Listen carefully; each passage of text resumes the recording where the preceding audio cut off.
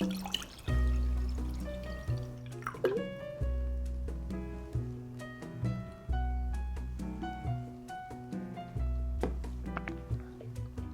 it's wet, and I'm pleased it doesn't smell like the Hudson River.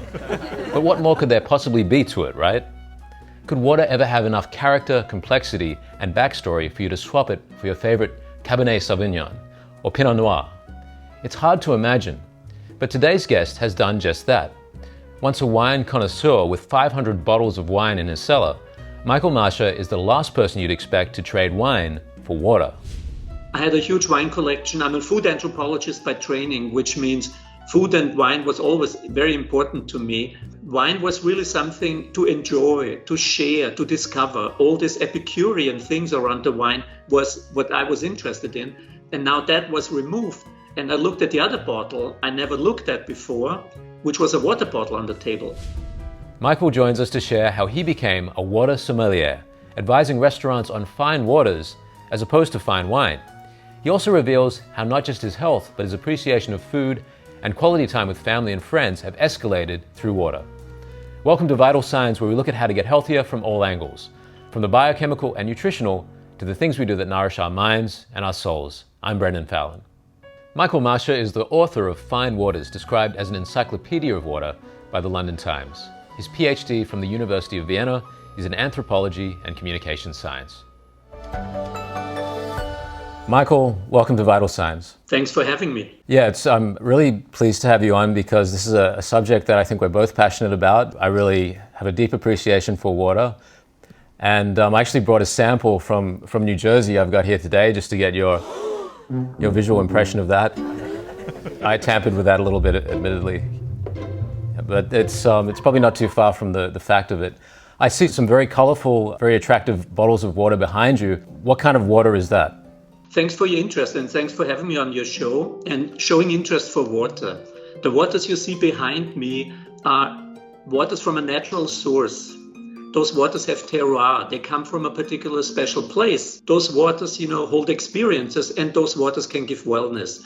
And unfortunately, many consumers are confused. They just look at the bottle and don't realize there are actually two very different products sold in a bottle. One is a natural waters, the waters you see behind me, and the other one is processed water that comes from a factory. So two different products that we call bottled water. You have me here today to talk about the waters that come from a natural source. Are there any particular waters that you have there that you'd recommend sitting there behind you? I recommend every one of them.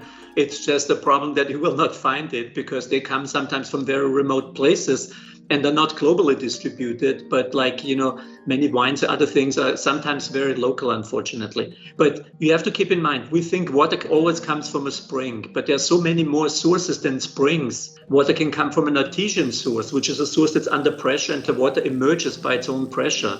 Some of the waters come from icebergs, from Glacier. Some waters come from rain. So many different sources that create different experiences with water. And that sounds a lot more exotic and a lot more interesting and probably a lot more healthy than what's on offer in many of the places that we go to in the cities that we live in, to restaurants, to diners, even in the schools that our children are attending.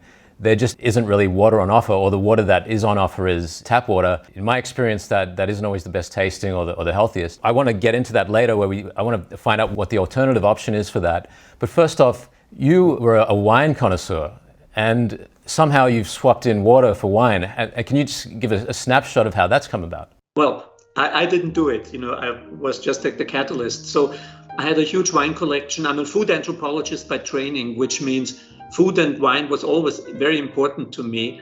And about a little bit more than 20 years ago, I had to stop drinking wine. This was kind of really a cataclysmic event because the wine was not there for getting drunk.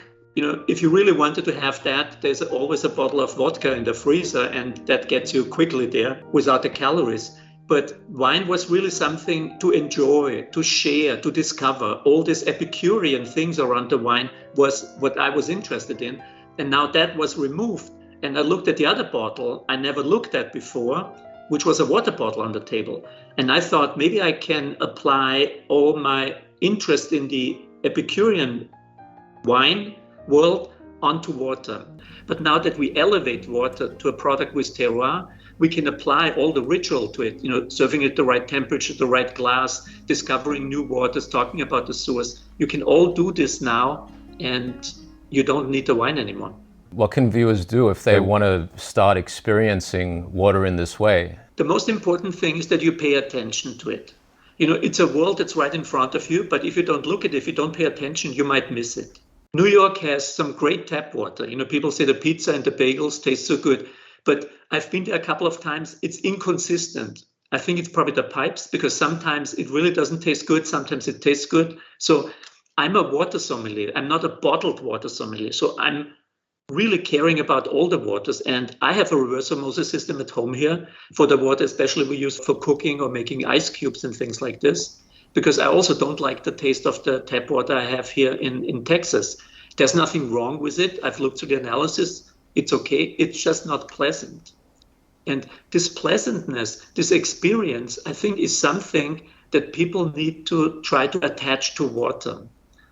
And people ask me, so what do you do? And I usually say, I give value to water, because I make people look at water again in a different way by, for example, doing a water tasting. Put 5, 6, 7 waters in front of people and say, you probably never experienced how different water can taste. And most people, it's a first-time experience. You don't need to be a super taster. You will notice the difference between a very high mineral content Vichy Catalan and a super low mineral content water from a glacier. You immediately notice it. And once that switch has been done, you will now pay attention to water. But what consumers should do is buy 5, 6 bottles of water, different bottles of water in the supermarket. Make sure it's real water from a natural source, not processed water. If it says smart on it, it's not, obviously not working. This is processed water. So buy water from a real source, taste it at room temperature in front of you, and see how many different experiences you can have with the water. You just mentioned, I couldn't help being captivated there when you mentioned Glacier water. What does that taste like? Think about it. What is it? It's, let's say, iceberg water, glacier water. What is it? It was rain that fell 4,000, 15,000 years ago, got frozen, stayed frozen, and now melted, and it's put in a bottle. So it tastes like rainwater. It's very light. It hasn't had time to absorb minerals. So it has a very soft, neutral taste. Think about it. You're standing in the rain, not in the middle of the city, but let's say in a nice countryside with clean air, and it's raining, and you feel the drops on your mouth. This is how glacier and rainwater taste, because when it was frozen 4,000 years ago, there was no industrial pollution. This is basically a time capsule of how water tasted 4,000 years ago. After the agricultural revolution, that's when we started seeing degenerative processes like arthritis, like infectious disease, like poor wound healing. The height and health of people shrank, the jaw size shrank, teeth became crooked, crowded, had signs of rotting teeth and cavities. And we have stevia as a sweetener. Look at where that stevia comes from. It comes from a stevia plant that's used down in Paraguay. They've used it for over 1,000 years for birth control. The human body is designed to live 120 years on average, and yet we're dying in our 70s and 80s, and we're calling that good. I mean, look at the Inuit, high infant mortality rate, but they often don't die traditionally.